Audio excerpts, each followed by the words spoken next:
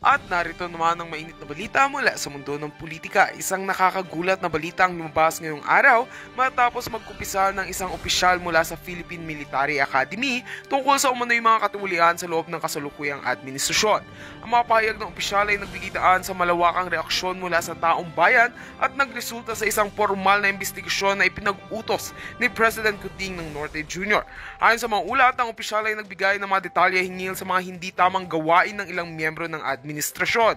Ayon sa ilang mga pahayag mula sa loob ng PMA, isang mataas na opisyal mula sa Military Academy ang nagdesisyong magsalita sa publiko tungkol sa mga alleged na katiwalian na kinakasangkutan ng ilang miyembro ng Administrasyong Marcos. Ayon sa opisyal, may mga kasunduan at operasyon umano na hindi makatarungan at labag sa mga alituntunin ng gobyerno at militar. Ang mga pahayag na ito ay unang inilahad sa isang closed door na pagpupulong at ngayon ay naging controversial matapos itong kumalat sa social media. Sa kasalukuyan, ang mga pahayag ng PMA officer ay nagdulot ng malawakang galit mula sa mga mamamayan. Marami ang nagtipon-tipon upang ipahayag ang kanilang pagkadismaya at hilingin ang agarang aksyon mula sa pamahalaan. Ayon sa mga nagpro-protesta, hindi na nila kakayanin ang mga patuloy na isyu ng katiwalian sa gobyerno at kailangan ng malalimang investigasyon upang matuldukan na ang mga ganitong kaso. Samantala, inamin ni President Kuting ng Norte Jr. ang natanggap na ulat at pinag-utos ang isang malalimang investigasyon hinggil sa mga paratang na ibinato ng PMA officer. Sa isang pahayag mula sa Malacanang, sinabi ng Pangulo na hindi niya palalampasin ang mga akusasyong ito at nakahanda siyang magsagawa ng mga hakbang upang tiyakin na ang mga may sala ay mananagot. Ang pondo ng bayan ayon sa Pangulo ay hindi dapat pagmulan ng anumang uri ng pang-aabuso at katiwalian. Habang nagsasagawa ng investigasyon, patuloy ang pagtuligsa ng mga mamamayan at ilang sektor ng lipunan. Binatikos din nila ang mabagal na aksyon ng gobyerno at paglutas sa mga isyu ng katiwalian. Ang mga hakbang na ito ay magbibigay linaw sa mga aligasyon, ngunit nangangailangan ng suporta mula sa taong bayan upang mapanatili ang integridad ng gobyerno at ang tiwala ng mga mamumuno. At yan ang mga pinakahuling balita. Maghihintay pa tayo ng karagdagang updates mula sa mga otoridad habang isinasagawa ang investigasyon. At heto nga ang mga balitang ating pagkakatutukan at kung bago ka pa lamang sa aking channel ay huwag kakalimutang mag-like, share and subscribe para updated ka sa aming mga bagong balita dito sa Tatak Pinas.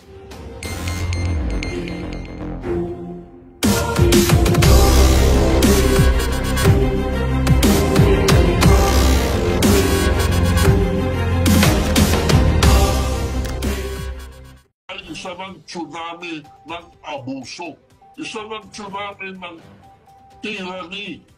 No? Opo. So yan, ang para sa akin, at yan ang ginagawa namin ngayon pagbalik ko sa Maynila, meron akong isang grupo ng mga 20 tao na magmi-meeting kami. May mga kasama kami mga retired mayors at plaplanuhin na namin kung paano ma-excise ang cancer from our midst.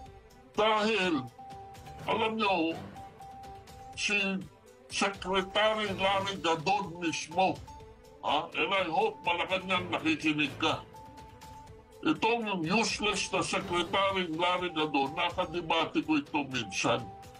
At ang sabi niya, walang makapagtatanggal kay Bongbong Marcos because he has the guarantee of the United States that whatever it costs, they will retain him in power. Eh sabi ko nga, miski patay na yan, miski durog na yan eh. Hindi pa rin nila alisin yan eh. So, ang para sa ating mga Pilipino, do we want to recover our democracy? Do we want to recover our freedoms? Do we want to recover our government? Then, itong mga aksyon ng mga demo-demo, ganyan, mga sari-sarita, tapos na ho yan. We should be planning towards action. Kayong mga nandyan sa barangay, magplano na kayo ng mag-organisa na kayo ng mga maliliit na grupo. Saan bang parte ng Pilipinas kayo naroon? Para pag pinatawag kayo, handa kayong lulusong kung saan man ang ating tagpuan.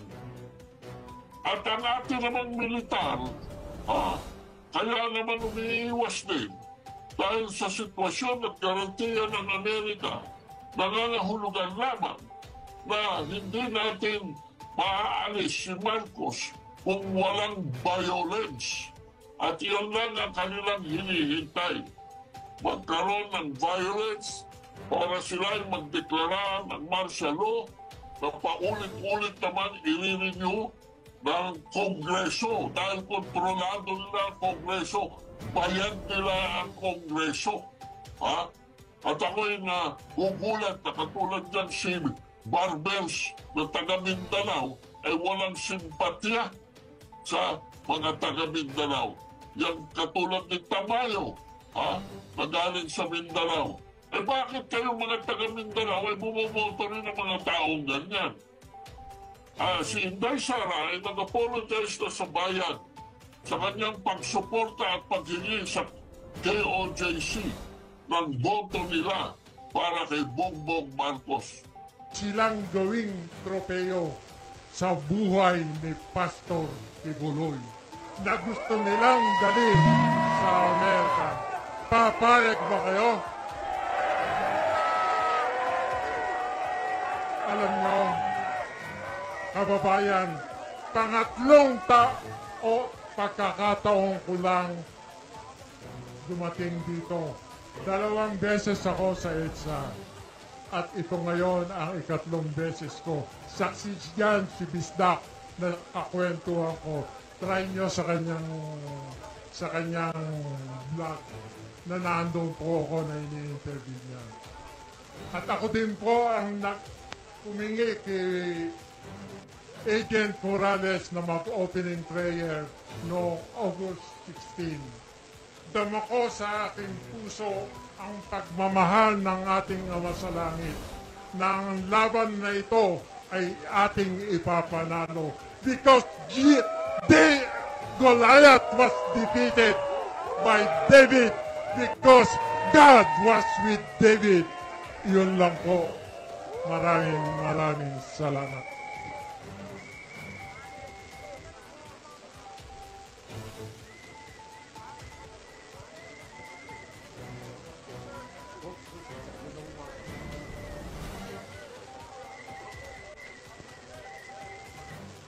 Ang ating vlogger na si Bistak.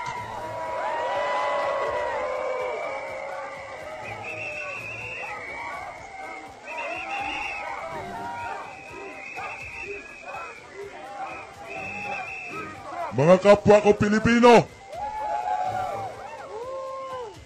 seryoso na ang laban natin ito. Sa mga political vlogger, saludo po kami sa inyo. Sa Ensaymada Vlogger na nandito, sumama ka na sa amin.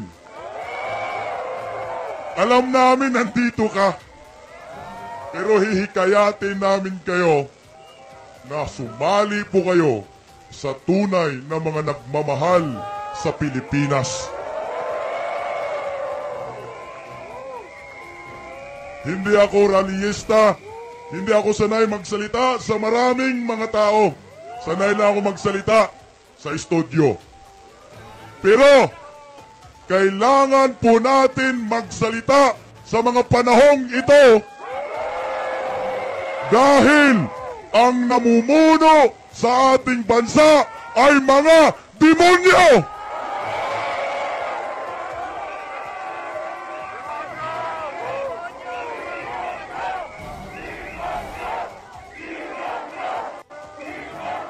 Bakit ko nasabi na demonyo?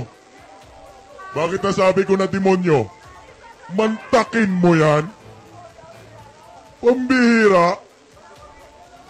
Pagkatapos tinulungan ng isang religious sector na Kingdom of Jesus Christ at ng SMNI, my God, I hate drugs. Pap! Sabi ni Tatay Digong. Talagang totoo yung sinabi ni Pangulong Rodrigo Rua Duterte na si Bongbong Marcos bangag noon, bangag pa rin ngayon! At ang sabi ni Pangulong Duterte, alam ng mga militar yan Alam ng mga kapulisan yan na meron tayong presidenteng adik!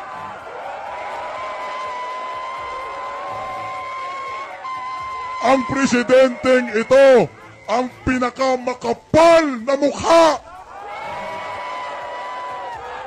Ang presidenteng ito ang pinakawalang utang na loob. Isipin nyo, noong nakaraang eleksyon 2022, lahat ng mainstream media na nasa harapan natin ngayon, kalaban ni Bongbong Marcos ang mga yan. Sino lang ang kakampi ni Bongbong Marcos? Animal is in island. Lahat ng black propaganda ng mga mainstream media, sinalo lahat ng SMNI. Ni Malnyor, ang kapal ng mukha mo, dinimpinsahan ka ng SMNI laban sa mga bayarang media. Ni Mal, magalit kayo, totoo naman. Oh. Aba, naluko, nanalo? Nanalo, no? Nanalo! Ngayon, ito na, presidente na siya ngayon. Lahat ng mga kalaban niyang mga mainstream media, kakampi na! At ang kakampi niyang SMNI, kalaban na! Nimal, no? Di pa nakontinto? Gusto pang ipakulong si Pastor Kibuloy? Aba! Anong klaseng utak yan? Ito na yata yung sinasabi ni Expedia Agent Jojo Morales. Epekto na ito ng pulburon talaga? Praning na! Praning na! Niwal, praning na daw. My God! Anong klaseng pag-iisip yan? Matino pa ba yan? Yan ba ang pag-uugali ng isang Pilipino? Hala ka diha? Nabuang na gyud. Oh, hindi pa na kontento. Pinadala si Diwaturi doon sa QJC compound. Aba, naloko, no? Gustong agawin ang kaharian ng Kingdom of Jesus Christ. Nabaliktad na nga eh. Nabaliktad na nga. Yung may-ari ng Kingdom of Jesus Christ compound, yan na yung bawal pumasok sa loob.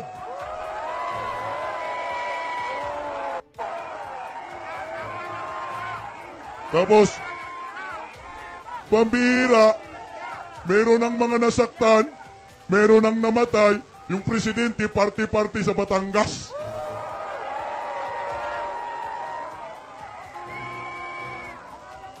Kung si Tatay Digong yan, pinagmumura na yung mga kapulisan dyan. Na, eto ha, lahat naman ng mga kapulisan, hindi naman yan pareho kay Diwatore na walang isip ba, no? Ang bihira, alam ko, ang mga kapulisan, merong matitino. Nakiusap po kami sa inyo. Ang pinag-uusapan natin dito ay pagpapatupad ng saligang batas. Due process lang. Di ba kayo naawa? Kayong mga Armed Forces of the Philippines, kayong mga Philippine National Police, mga nasa gobyerno ngayon, di ba kayo naawa? Yung mga tinitirgas ng mga bata at kababahian at matatanda? Di ba kayo naawa na pinagsisipa?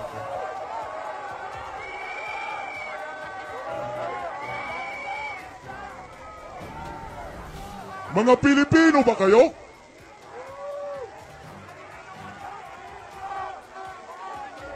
Sa mga kapulisan, maawa kayo sa institusyon ninyo. Noong panganahon ni Pangulong Duterte, ibinangon niya yung institusyon ninyong bulok. Dinoble niya ang inyong mga sweldo. My God. Bakit ho ngayon, panahon ng Marcos admin, sinira ninyong muli ang imahe ng Philippine National Police?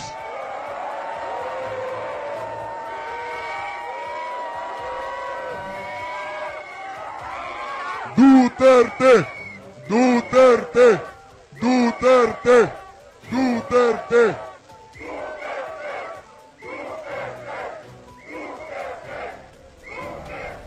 Teka, akala ninyo, sigaw kami dito ng malakas na Duterte. Duterte lang talaga kami. Sa panahong ito, hindi na natin kailangan ng kulay-kulay. Hindi na natin kailangan dilaw ka man, pinklawan ka man, pulaan ka man, green ka man. Basta ikaw ay Pilipino, kasama ka sa pinaglalaban ng bawat Pilipino.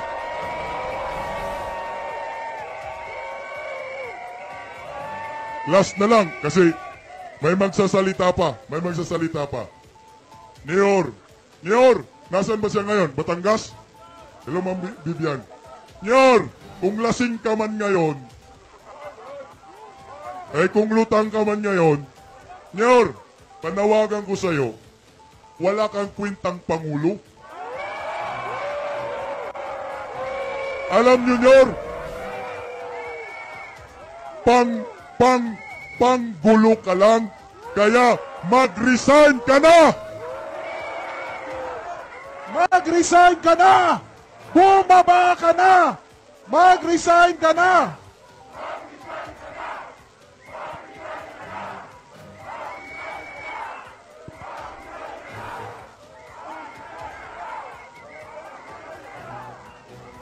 Ako na kagad. Magandang hapon, magandang gabi, at syempre, sa ating mga... Hindi, dito na lang ako. Tama na! Sobra na! Mag-resign ka na! Yan po ang dapat na panawagan natin dahil sasabihin ko, meron tayong bangag na administrasyon unless he proves it otherwise. Diba? Marami na pong nagsasabi sa atin na dapat patunayan niya na hindi talaga siya tunay na isang drug addict. Importante po yon dahil nakikita niyo na po kung ano man nangyayari sa ating mga paligid. Ito po ay manifestation ng isang hindi tamang pag-iisip. Okay? So ngayon, maraming salamat. Biglaan po ito. Siyempre, nagpapakita po tayo ng suporta sa mga nangyayari sa Davao City, sa KOJC. Alam po natin,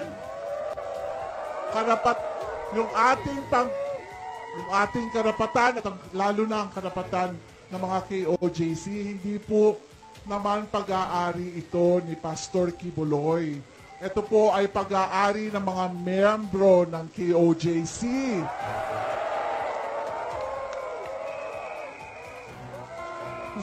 Hustisya! Diba? Hustisya!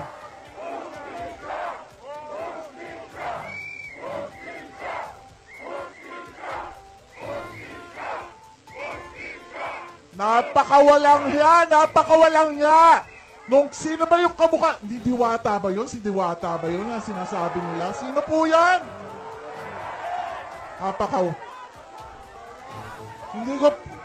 Hindi ko po alam kasi dapat po ang PNP ang nagpoprotekta sa taong bayan. Maling-mali po yung mga ginagawa nila, masakit sa dibdib. Ako, 2 araw na akong umiiyak. At syempre, si Atty. Harry Roque.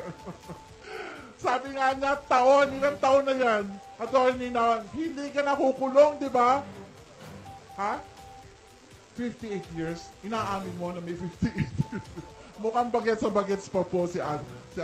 Harry Roque. Pero sobra na po. Talaga po sobra na. Kailangan po talaga magising na ang taong bayan. Hindi lang po kasi, marami pong issues eh. Hindi ko na iisa-isahin. Yung PhilHealth, Isa pa yon. Bakit? Palagay ko kaya nila ginawa ito doon sa Davao, dito sa KOJC, para pagtakpan dahil alam nila. Alam na natin na ninanakawan nila ang PhilHealth. Ito, contribution po ng taong bayan. Bakit kailangan po nilang kunin? Diba? Bakit kailangan nila? Well, para sa akin, pag nanakaw yun eh. Diba?